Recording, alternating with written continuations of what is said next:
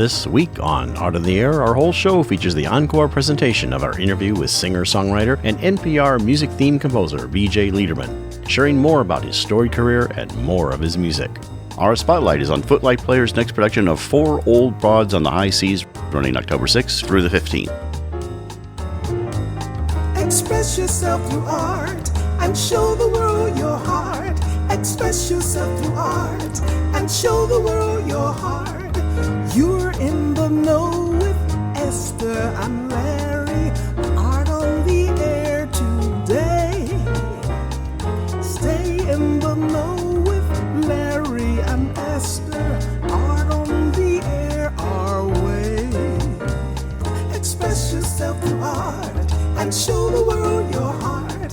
Express yourself through art and show the world your heart. Welcome. You're listening to Art on the Air on Lakeshore Public Media, 89.1 FM, WVLP 103.1 FM, and WDSO 88.3 FM. Our weekly program covering the arts and arts events throughout Northwest Indiana and beyond. I'm Larry Brechner of New Perspectives Photography, right alongside here with Ester Golden of The Nest in Michigan City. Aloha, everyone. We're your hosts for Art on the Air. Art on the Air is supported by an Indiana Arts Commission Arts Project Grant, South Shore Arts, and the National Endowment for the Arts. Art on the Air is heard every Sunday at 7 p.m. on Lakeshore Public Media, 89.1 FM, also streaming live at lakeshorepublicmedia.org, and is available on Lakeshore Public Media's website as a podcast. Also heard on Friday at 11 a.m. and Monday at 5 p.m. on WVLP 103.1 FM, streaming live at wvlp.org. Our Spotlight interviews are also heard Wednesdays on Lakeshore Public Media. Information about Art on the Air is available at our website, brech.com/AOTA. That includes a complete show archive, Spotlight interviews, plus our show is available on multiple podcast platforms, including NPR One. Please like us on Facebook, Art on the Air, WVLP, for information about upcoming shows and interviews. We'd like to welcome to Art on the Air Spotlight, and welcome back, actually, from the Footlight Players, who are on Franklin Street there in Michigan City with their next production. And it's kind of a follow-up on a previous production, and this is, of course, their 74th season. We have Joe Blanchard and Laura Meyer, and they're doing their next show, Four Old Broads on the High Sea, by Leslie Kimball. Welcome back to Art on the Air Spotlight. Thanks for having me, Great to see you both. One of you go ahead and tell us a little bit. You already did the production about a year ago, the original production, and this is the follow-up on it. So tell us a little bit about the show. Correct. It's a sequel to the original Four Old Broads. It basically is taking place directly at the end of the last show and starting right into the new show. Just to catch you up, the Four Old Broads were from a retirement village, and they're quite spunky, all four of them. And that's to say the least. And the broad that I play is Beatrice, and she's always wanted to take a cruise. So that's why they're on the high sea now. And so they have new adventures. It seems like that they're out there in one way or another chasing some of the men on the ship, seeing what that part of it is. If that looks like part of the storyline. Well, Beatrice is always looking for a man. Yeah. And there's also men chasing after a few of the other ladies. So we have a few more people. There was only one man in the last Four Old Broads. We have four of them in this one. We have the captain. We have Sam is returning. We have a thief, and also an older couple that's in it. Yeah. By chance, is there another play that's a follow-on to this one? I thought you could have a whole series of this, it sounds like. There is one more, and I'm not real sure just what that one is. But there is one more. Whether we'll do it or not, it depends. So, Joe, tell us a little bit about directing. You started out as assistant director, and our dear friend Bobby Camandera had to step down. But tell us some of your experience there at Footlight. Well, I've been here going on 8 years now, and I've directed a couple shows. This show is pretty easy because we have a wonderful cast. I don't have to get the whip out and, crash. So we already have our characters developed from the last show. So, and that's half the battle. Yes, definitely. So that made the transition from the first one to this one really easy. So how long have you been in rehearsal? We're going on our third week now. And give me a sketch of what the rehearsal, time-wise looks like. How many days a week, hours? We're doing 4 days a week, about 2 hours a day. Is it the same cast as before, primarily? Yes, Primarily it is, yes. we had to bring 2 other people in. The one old broad is having health issues, and so we have a new old broad for her. And then Sam is also having health issues. When you get up in age, that happens. So we have 2 new characters. Tell us a little bit more about some of the other things going on at Footlight. I see you have an open mic night or something. How's that going? Well, we haven't had open mic night through the summer. We're starting it again the first Saturday in September. And that's just a fun evening for everyone. I think have enough people. Each person gets to entertain for about 15 minutes, and it goes on for 2 hours. It's $5 to get in, and it's a fun night. So do you have to sign up ahead, or can you sign up as you arrive? If there's we like to have people sign up ahead, but if there are openings when you arrive, then of course, we only can take about 8 people. So if we have openings and you're just here and you want to perform, then that's fine. Otherwise, you have to wait till the next month and sign up. Yeah, because then we can always do your reservation for your slot online. So what else do you have coming up in the season? I see that you have a Fred Carmichael play, one of my favorite playwrights who wrote Done to Death, and coming up in December. So tell us a little bit about Murder on the Rerun. It's playing the first 2 weeks in December. I read the script, but I'm not real familiar with the play. I just know that it's a murder mystery, and it's very fun. Then we have The Unsinkable Molly Brown. That's a musical that's going on in March. And The Lost Boy is going on in May, the first 2 weekends in May. And that's basically the story of how Peter Pan was developed. And we know the history of Footlight Players. We've had you on before. But tell us a little bit about like the locale and, a little bit about how people can find you, tickets, website, all that information. They can make reservations for tickets 2 ways. They can go to footlightplayers.org, or they can call in to 219-874-4035. 219-874-4035. Tell us just briefly about the seating. Is it general seating or reserved? There are 80 seats. It's general seating, but it is best to make reservations because we do sell out. And it's located on the main street, Franklin Street. It used to be a sub sandwich shop that's now a very intimate theater. Does this play have an intermission? Yes. Yes, it will, yes. Play will run about 2 hours, give or take a couple minutes here and there.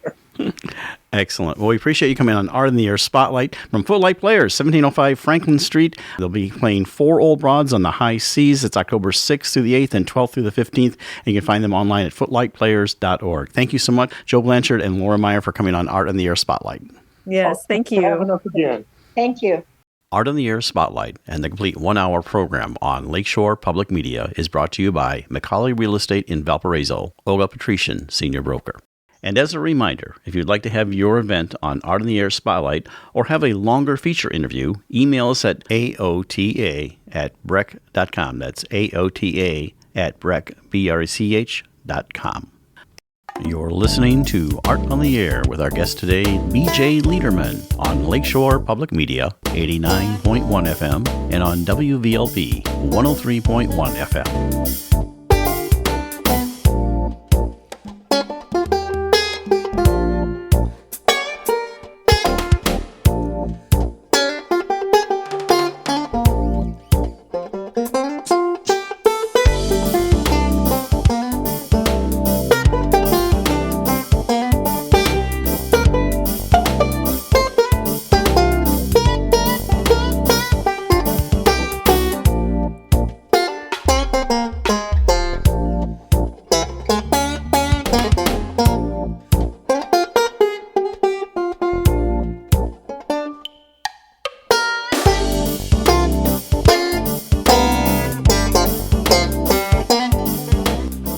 We are pleased to welcome back BJ Leiderman to Art on the Air. We wanted the rest of the stories.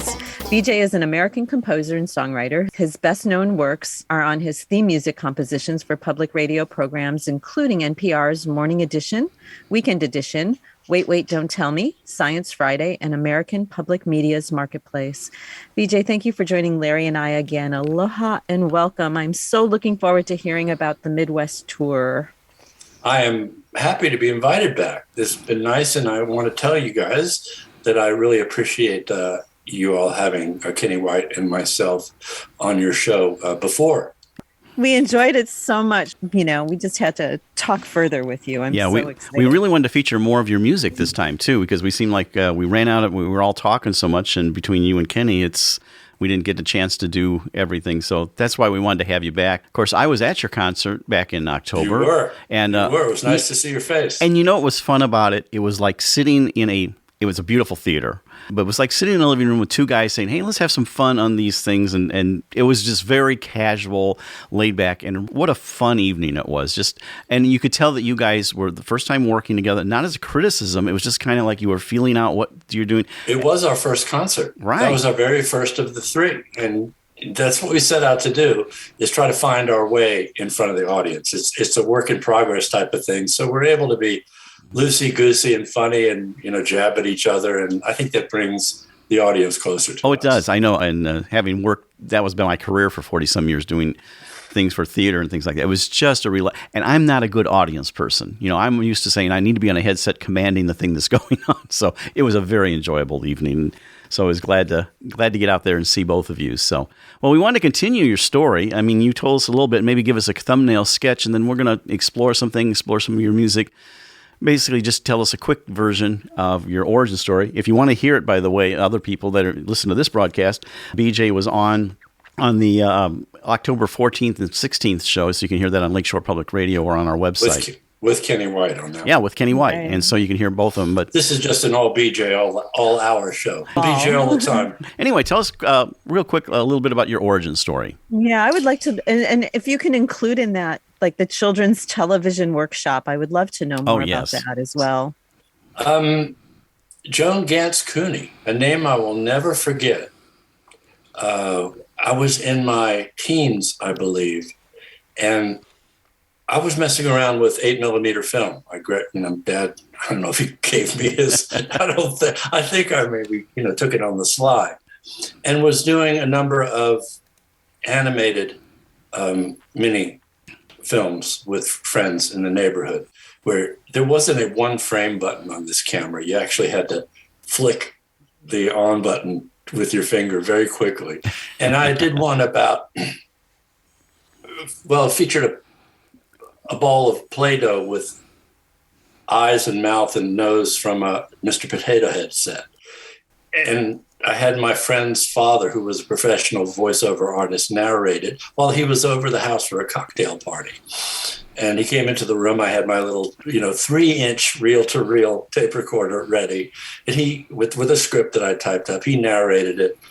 I put it to some sort of music. And it's just your regular story about a ball of clay, a person, a thing, who wants to be anything else but what he is. He sees an ashtray.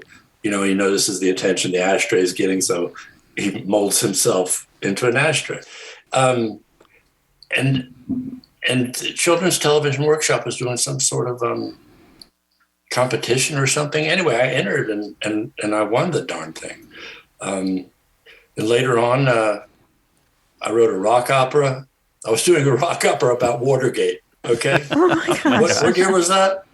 I got about 4 songs in, including, this is ancient history to a lot of people listening to this, but it, had singing Richard Nixon and talking about the 17-minute gap in the tape, who must have done that. It was a really good rock. Anyway, then I switched gears and started writing my rock opera called Rock Carol. It was called A Rock Carol.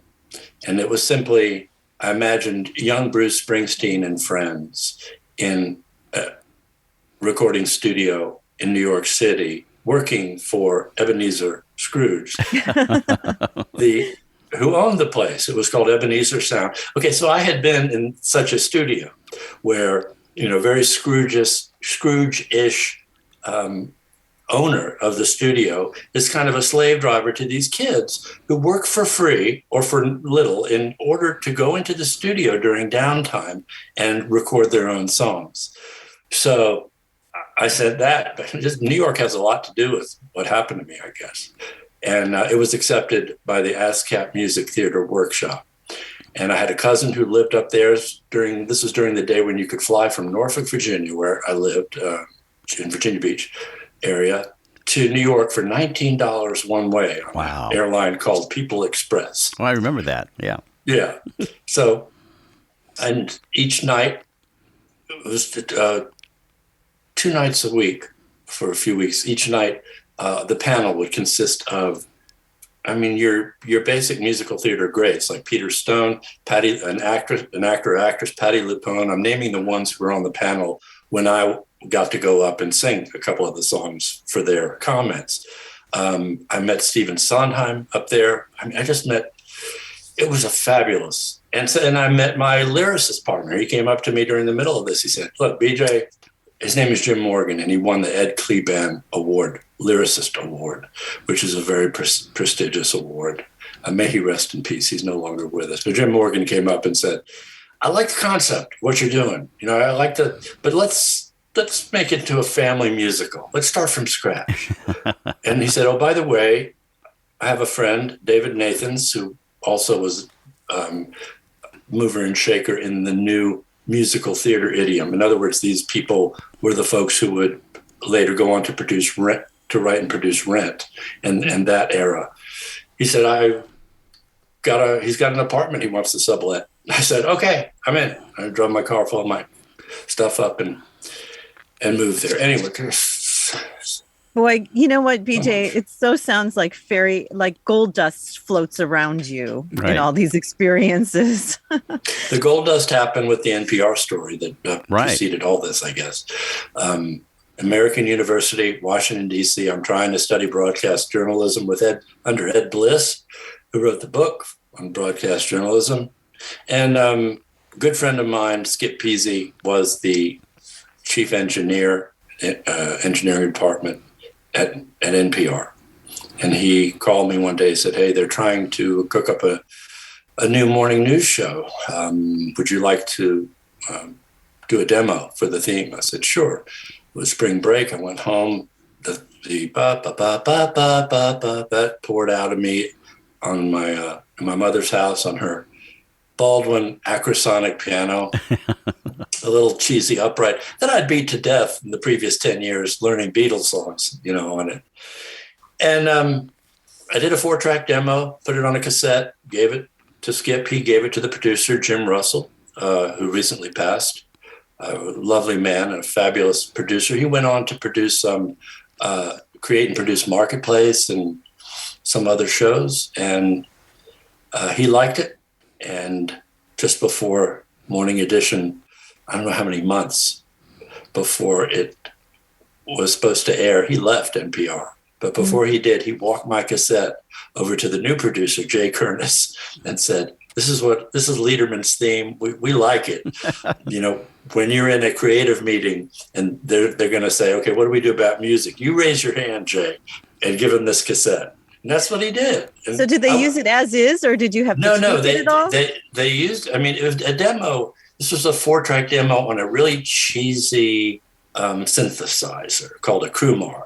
It had French horn, sort of French horny sound for the lead, keyboard, piano, a bass sound, and a cheesy string line. This is the era when the organ sounding electric pianos were trying to be hybridized with real synthesizers that would come out in the next 5 years. So no, they listened to that. And what the story I got back was that they would play this tape for their creative meetings. And one of the quotes was, okay, look, we don't have a show yet, but we want it to feel like this music sounds. Okay, Leiderman's captured the feel of how to take a person, not wake him up with reveille or anything. And I think I would have loved to have been there. But so they gave me, a small budget, went to work in a small studio, and came up with the very first rendition, which I can also send you to play. Right. And you said lately they retooled it slightly, and you like your original version better. Well, everything has to change. I don't have a problem with the change. Look, I don't have a problem with them not coming to me for the new. I call it an arrangement. They call it a new theme. Words are words. But the folks that did it, Man-Made Music, they did a good job with what I know they had to go through in, hours and hours of creative meetings on, oh my God, how do we change a theme that's been, whose melody has been such an instrumental part of people's lives for 40 years. Right. How do we do that without, I guess making an audience angry or crazy, or a lot of them miss, it's a no-win situation for a producer or for any show to change a theme music, especially one that has, by the way, I need to mention Jim Pugh, because after the first iteration, which was my own arrangement, really, sort of. I was at the time when I didn't even know the ranges of the instruments. I figured, okay, I'm playing flute on my synthesizer. It goes way down to here and up to here. And the flute player went, no, the flute doesn't do all that. So they introduced me to Jim Pugh, who was an A-list session player in New York's jingle scene and for Broadway show albums and stuff like that. Right. And he is, Jim, you're still very much alive, a fabulous producer. He's a jazzer. So he was able to take my simplistic rock, 3 or 4 chord thing and simple melody and go to town. And when I say arranger, he's a writer. Right. So without him, anything that features real instruments, strings, horns, a real orchestra sound, that's Jim Pugh's work. So I was I wouldn't be talking to you now if it weren't for, the two people, Skip Peasy at the beginning, my friend, handing it to Jim Russell, who left and handed it over to Jay Kernis, who then, introduced me to Jim Pugh. I'd be a doctor now. Well, there you go. That's exactly where I was going to go. So what's your mom's feeling during all this time as you're in New York and you're doing this and doing that? I'm sure. Doctor didn't come as that was like. I'm sure they would rather have, been able to boast to their friends that their son was a hotshot lawyer in New York or something. And there was this period around which, during the same period that I got tapped to do the morning edition theme, that I had left American. Well, wait a minute. First, I just joined a band of high school friends, and we toured across country. And my parents figured, well, let's Sammy, let's let him do that. Maybe it'll get it out of his system. And then I joined another band, moved to Georgia. But where was I headed with this? They lived long enough. They were extremely proud. It was a thrill to hear my own music with my hands on the keyboard. And the first version, I was on drums also, and vibraphone, some percussion. And eventually the story got back to me that after Dad had died, Mom was playing bridge with some of her friends, and the ladies were going on and boasting about, my son just real estate just sold this huge, multi-million-dollar house, blah, blah, blah. Another one said, my son won this big case over in circuit court. And my mother just put her cards down, looked at them all and said, my son's BJ Leiderman. That's excellent. I loved hearing that. So they were very proud. They were very proud of me. In fact, I remember there was this, my father used to write letters to Bob Edwards. And every now and then Bob would say, hello to him or mention some comment from a letter that my dad had sent him. So, he would say, our theme music is by Sammy Leiderman's son. And now Scott Simon takes great pains to work it in creatively to one of his stories, because they know that first of all, I'm the only guy that gets credit on NPR produced shows anymore. Yeah. They stopped giving credits they used to give credits to everybody. And they stopped doing that. They needed time. And also, I believe research shows that when people hear credits, they feel the show's coming to an end, and so they tune out. Right. And so Scott works it into one of his stories. Yeah, he does. He does a great job every Saturday doing that. It's pretty creative. He is. We're thinking of maybe having him on the show sometime to talk about his newest book and everything, or even his previous book. But that would be great. Yeah. That'd be great. We wanted one thing we missed on the last show is featuring some of your music, and we have 4 selections. But the first one is "Money." Why don't you set that up for us, and we'll take a listen. Let me set the album up. The album it's my debut album, and it's my last album. This is it. One album. It's called BJ. And it can be found on my website, bjleiderman.com, and you just click on the albums tab if you actually would like to order, because it is not, I repeat, it's not on any major streaming service. And it's a, what do you call it? It's a collector's item. It's a numbered collector's item now. So there are only, so many of them that exist. I'm not going to print any more of them. How many did you print? I think I have about 500 more, and the price is going to go up and up and up as we get down to the last, 100. And I don't know if I'm going to keep the last one or not. So whether or not you have a CD player, it's a nice thing to own, because I'm not going to live forever. You'll be able to get, at least $9 on eBay for it. It's an investment. So tell us about Money. Before I get to Money, the backup band is the Randall Bramlett Band of Athens, Georgia. Fabulous. They're friends of mine, and we had a great time in the studio here in Asheville, North Carolina, doing it at the Echo Mountain Studio. And Money is, half the songs on this are kind of made up funny stuff, just funny story stuff. The other half deal with real situations, and some of them are even political in nature, and me trying to move the world forward. Money is a cartoony type of song it's a little autobiographical about me thinking that was the goal that I needed to pursue in my life as a youngster in order to get the things I needed and the women or the woman who would finally love me, and stay with me, as weird a human being as I am. But it takes a turn. And so there's a lesson there. But it's fun. It's just a fun, poppy song to listen to. So this is Money by BJ Leiderman from his debut album, BJ. I didn't even have to set that up. Thank you, BJ.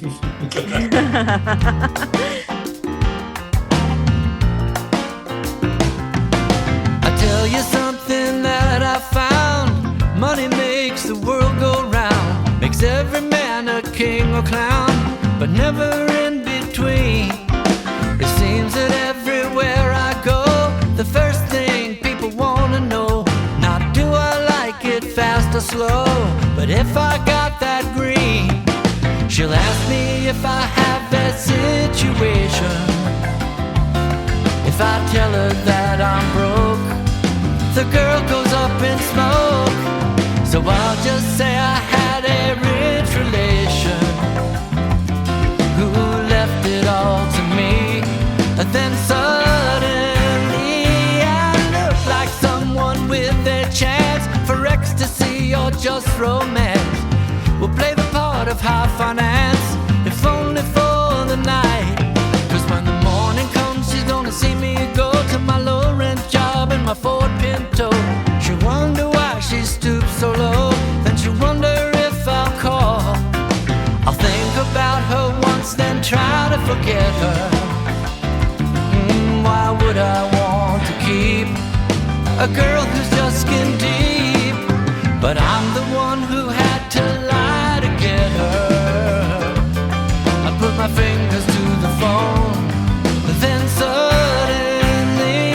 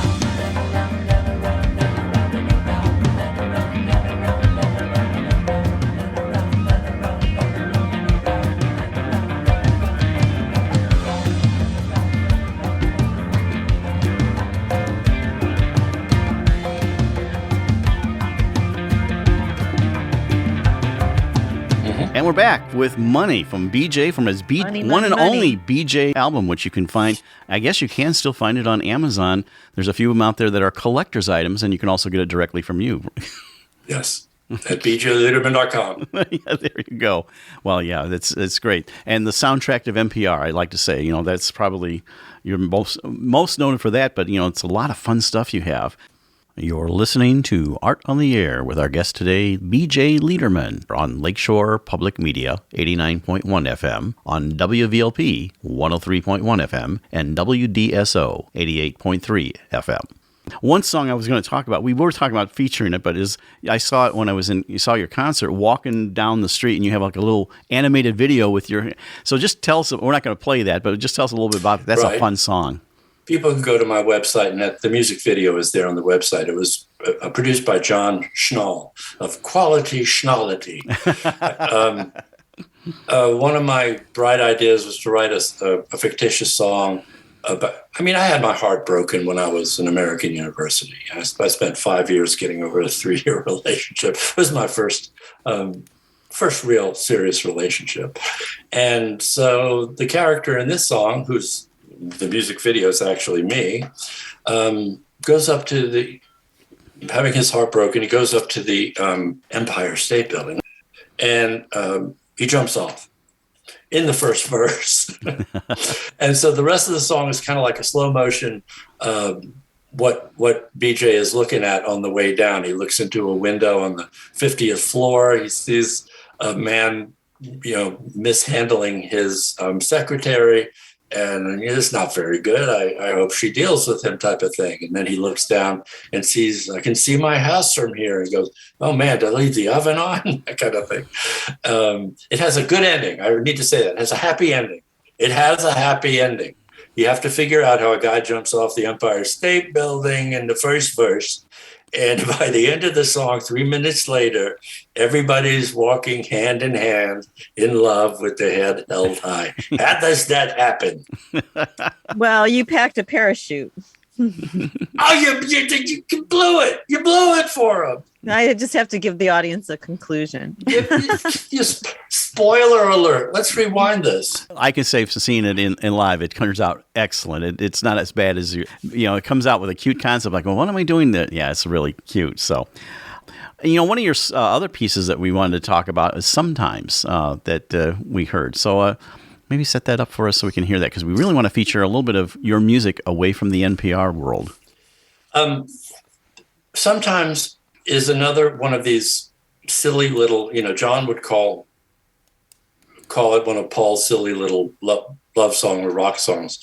And yeah, it's about a guy who's in love with a girl who doesn't pay him any attention, doesn't give him the time of day. But the mode of a lot of these songs, a lot of people don't realize that I'm a rock and roller at heart. I'm a drummer. I play in rock bands. I play a lot of rock covers. And you wouldn't know this from just listening to my public radio music. So Sometimes is a chance for me. There's a long, pretty decent sized instrumental break in the middle that just starts with percussion. It could be a dance thing. And at the end, Randall Bramlett himself comes in on saxophone, and it builds and it builds. It's a good, rocky, piano-based but guitar-filled number. And I just love it. Well, let's take a listen to it. Sometimes, from the one and only BJ Leiderman on the album BJ.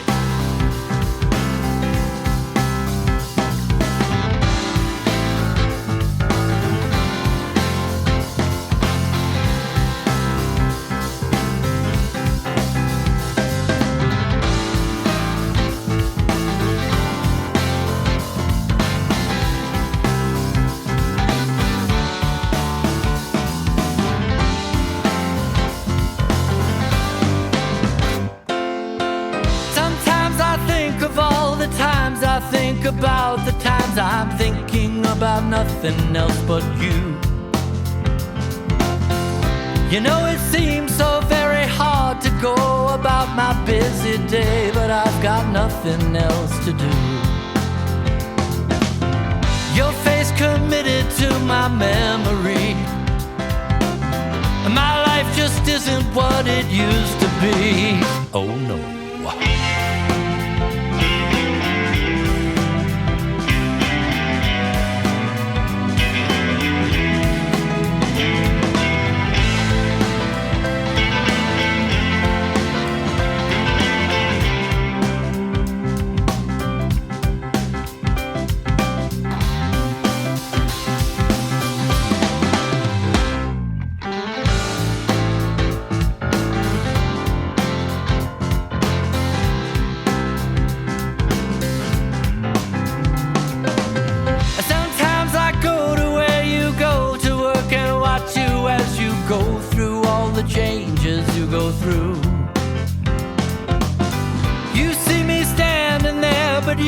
don't care, and I'd give anything to just be standing there with you. Your moves are giving me a heart attack. I turn my insides out, you. Oh yeah, you turn your back on me, baby. You turn your back on me, child, yeah.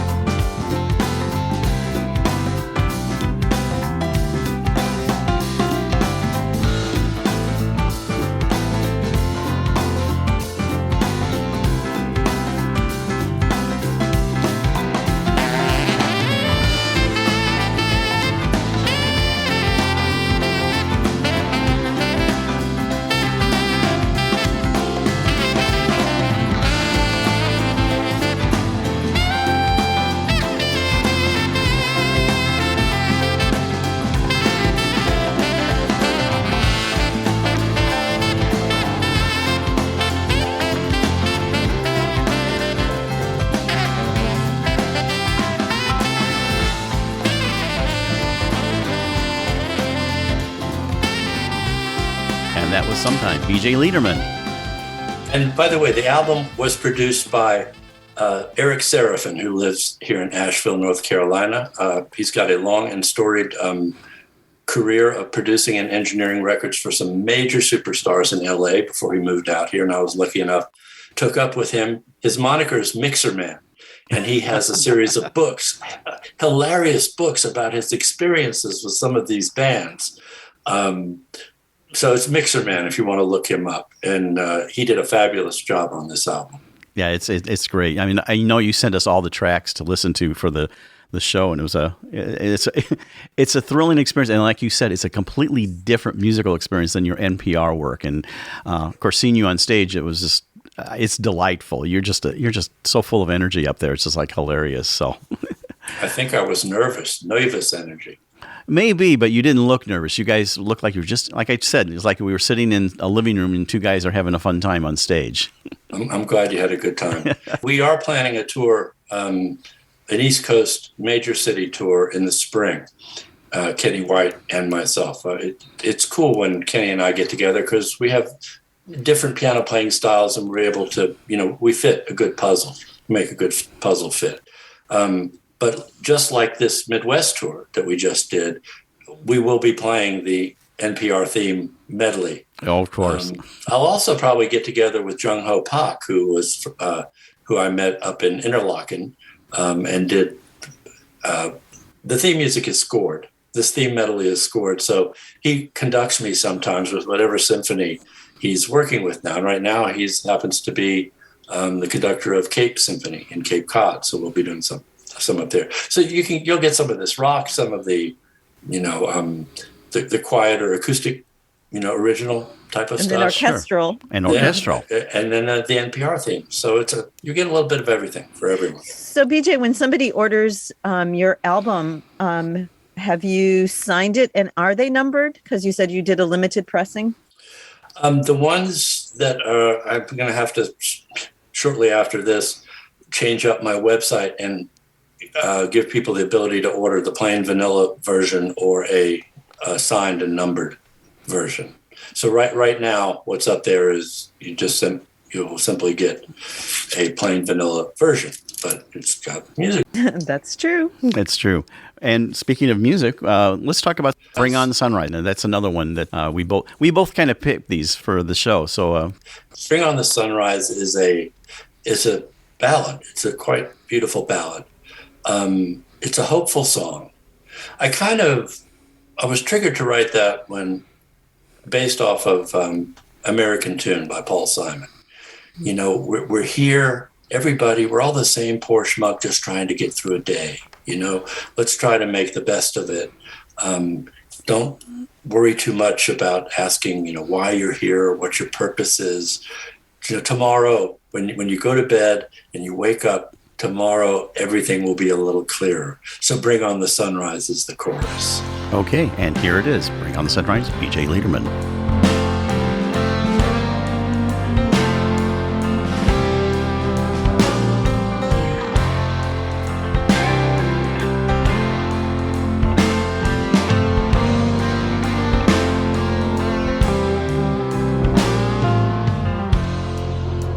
Once a fine young dreamer, witness to the time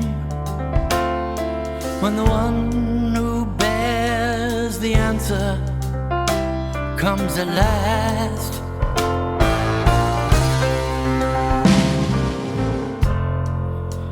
And you almost fooled yourself, refused to walk the line.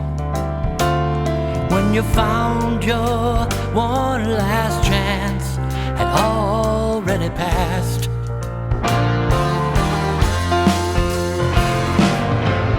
So you stand on your principles and you swear your God is near, but your God can't protect you from all of the demons you fear.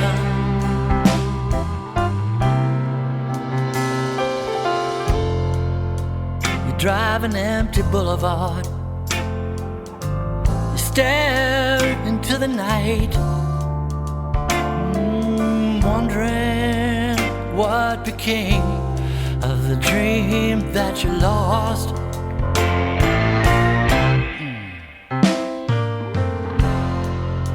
You glance in the mirror, looking weary from the fight, but the voice in your head says to go on, no matter the cost.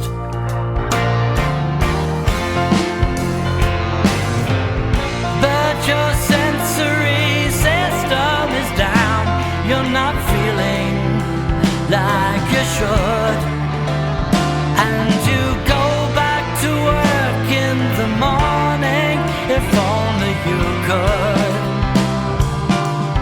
Yeah, bring on the sunrise.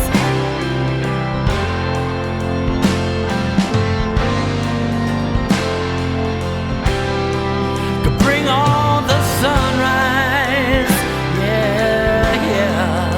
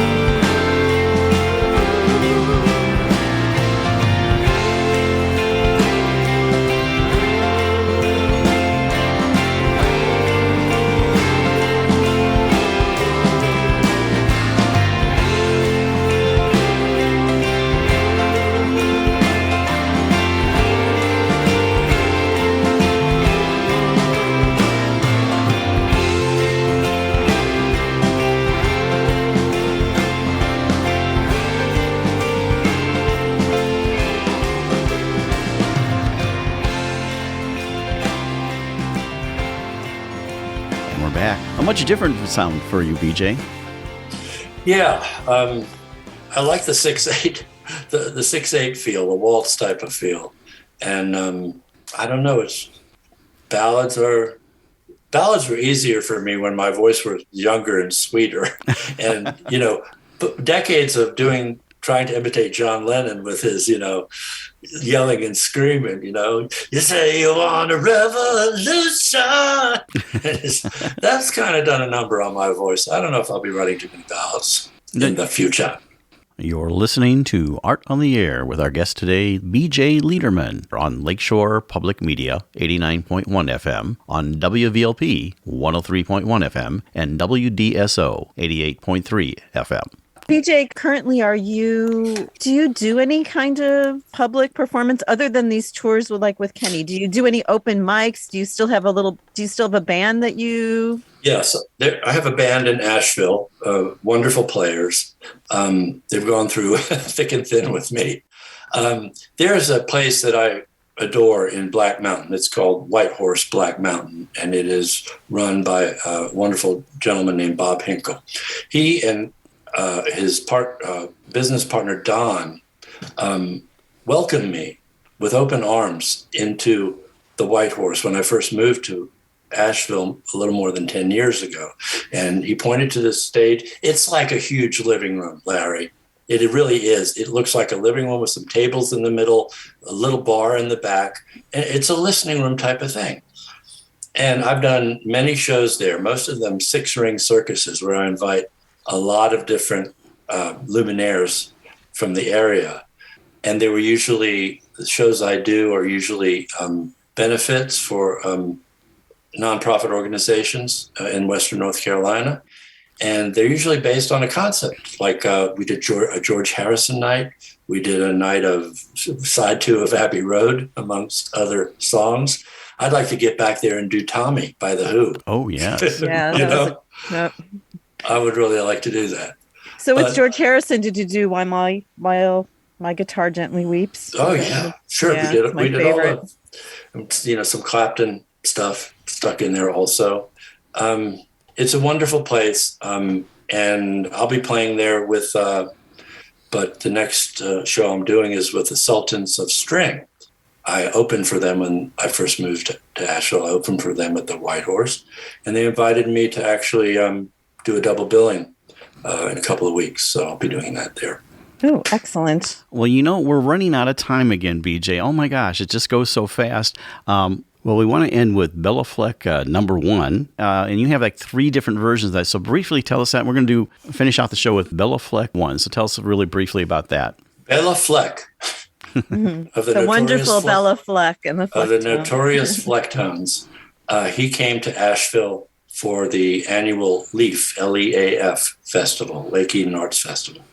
And my assistant at the time, Barbie Angel, yes, that is her real name, and she's as beautiful as the name sounds.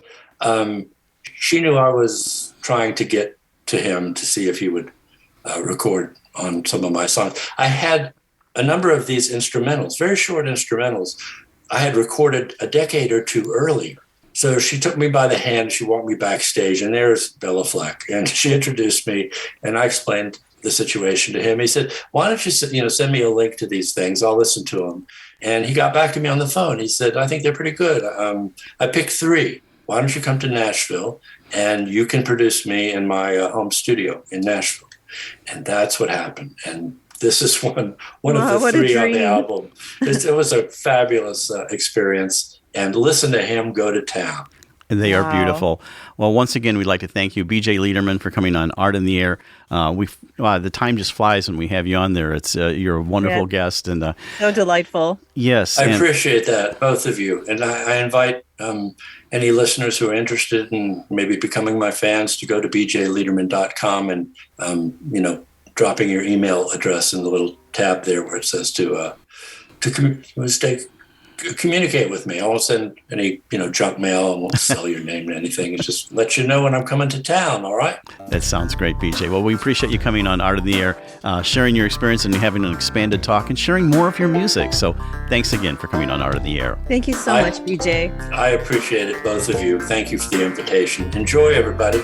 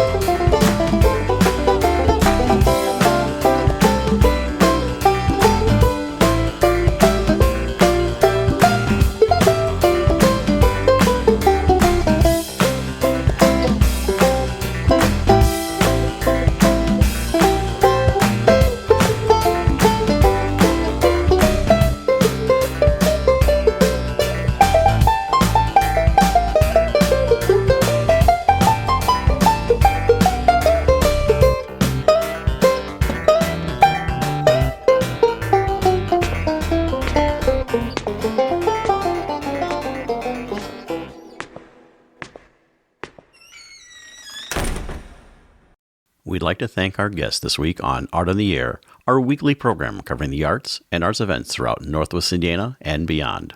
Art on the Air is heard Sunday at 7 p.m. on Lakeshore Public Media, 89.1 FM, also streaming live at lakeshorepublicmedia.org, and is available on Lakeshore Public Media's website as a podcast. Art on the Air is also heard Friday at 11 a.m. and Monday at 5 p.m. on WVLP 103.1 FM, streaming live at WVLP.org. Our Spotlight interviews are heard every Wednesday on Lakeshore Public Media. Thanks to Tom Maloney, Vice President of Radio Operation for Lakeshore Public Media, and Greg Kovach, WVLP's Station Manager. Our theme music is by Billy Foster with a vocal by Renee Foster. Art on the Air is supported by an Indiana Arts Commission Arts Project grant, South Shore Arts, and the National Endowment for the Arts. We'd like to thank our current underwriters for Lakeshore Public Media, Macaulay Real Estate in Valparaiso, Olga Patrician, Senior Broker. And for WVLP, Walt Breidinger of Paragon Investments. So we may continue to bring you Art in the Air. We rely on you, our listeners and underwriters, for ongoing financial support.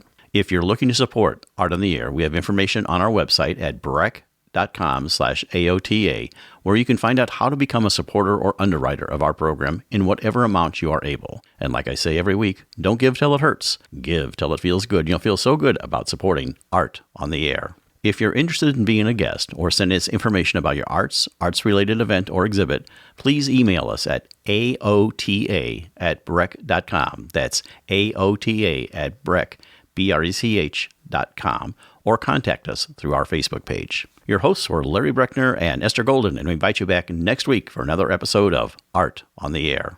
Aloha, everyone. Have a splendid week. Express yourself through art and show the world your heart. Express yourself through art and show the world your heart. You're in the know with Esther and Larry.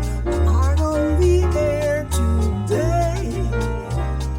Stay in the know with Larry and Esther. Art on the Air our way. Express yourself through art and show the world your heart. Express yourself through art and show the world your heart. Express yourself through art and show the